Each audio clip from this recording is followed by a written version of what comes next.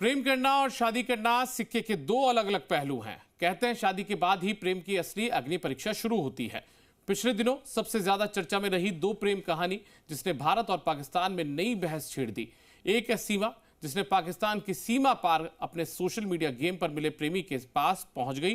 वहीं उसके कुछ दिन बाद भारत के एल्बर्ट निवासी अंजू, जो कि अपने पाकिस्तान के फेसबुक मित्र के लिए भारत छोड़कर पाकिस्तान पहुंच गई। प्रेम परवान ऐसे चढ़ा कि अंजू अपने पति और दो बच्चों को पीछे छोड़ दिया और पाकिस्तान अपने प्रेमी के पास मिलने पहुंच गई।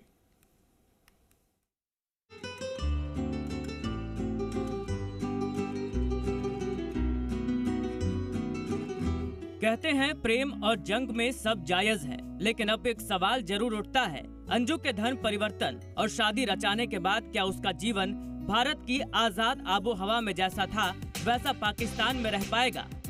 क्या भारत में महिलाओं को मिलने वाली सुरक्षा और आजादी पाकिस्तान में भी है? इसका जवाब तलाशने के लिए हम जोधपुर में रह रहे पाक विस्थापितों के पास पहुँचे। जोधपुर के गंगाना क्षेत्र में रह रहे 1500 से ज्यादा परिवार पाकिस्तान के अत्याचारों का शिकार हैं और पाकिस्तान से अपनी जान बचाकर बॉर्डर पार हिंदुस्तान पहुंचे हैं। 1500 से अधिक आबादी वाले इस पाक विस्थापितों की बस्ती में आधी आबादी महिलाओं की है। जब पाकिस्तान में जीवन यापन और महिलाओं के जीवन के बारे में उनसे बात की गई तो कहानी दर्दनाक और विस्मित करने वाली निकली। वहाँ हम अकेली मंदिर नहीं जा पा रही थी और बच्चों के स्कूल लेने के लिए और छोड़ने के लिए नहीं ले जाते थे। बड़े जाते थे और बड़े लेके आते थे, लेकिन हमारा बाहर निकलना वहाँ नामुमकिन था। हाँ, वो अंजू गई है, जो उसे पता चलेगा, उसको 2-3 महीने होने दे, फिर उसे पता चलेगा तो क्या उसके साथ क्या व्यवहार होगा। जब भी वो बुर्के पहनेगी, शलवार कमीज पहनेगी, जब भी उसे पता चलेगा तो क्या उसके साथ होगा। अगर अंजू इनकी कहानी पहले सुन लेती तो शायद कभी पाकिस्तान की तरफ देखती भी नहीं, लेकिन अब पाकिस्तान से आ रहे वीडियो और मीडिया रिपोर्टिंग के मार्फत बात करें तो अंजू ने अपना धर्म परिवर्तन कर अपना नाम फातिमा रख लिया है, साथ ही शादी भी कर ली है। हाल ही में सोशल मीडिया में वायरल वीडियो के मुताबिक पाकिस्तान में अंजू उर्फ फातिमा का कलेवा भी हो गया है। पाकिस्तान से भागकर आई इन महिलाओं ने बताया कि पाकिस्तान में घरों से बाहर भी नहीं निकलने दिया जाता था। यहाँ तक कि कोई युवती घर से अकेले बाहर निकल जाती थी तो उसे उठा लिया जाता था और कई बार तो धर्मांतरण कर दिया जाता था। इन्होंने बताया कि इनके परिवार की कई लड़कियां पाकिस्तान के मौलवियों के द्वारा उठा ली गई और उसके बाद कोई सुराग नहीं मिला।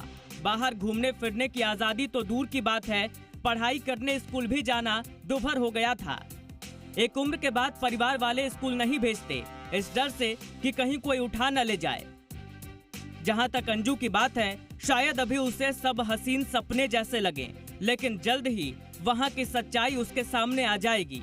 जब वहां पैदा हुई बेटियां ही सुरक्षित नहीं रह पाई तो अंजू कहां सुरक्षित रह पाएगी। हमें तो लगता है अंजू जल्द ही उल्टे पांव भारत की तरफ दौड़ लगाएगी। ये इश्क और मोहब्बत की जो है चीज़ें फ़िलहाल तो उनके सर पर चढ़ गई है, उनने कभी सोचा नहीं। वो सिंपल साधारण सा एक इस्लामिक माहौल जो है नहीं झेल पाएगी।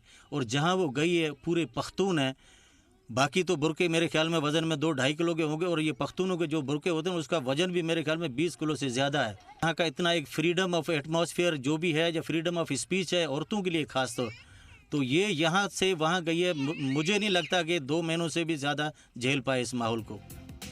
बहरहाल दोनों ही मामले प्रेम प्रसंग से जुड़े हुए हैं और इनके प्रेम प्रसंग के आगे भारत पाकिस्तान के बिगड़े हुए रिश्ते भी बीच में रोड़ा तो नहीं बन पाए।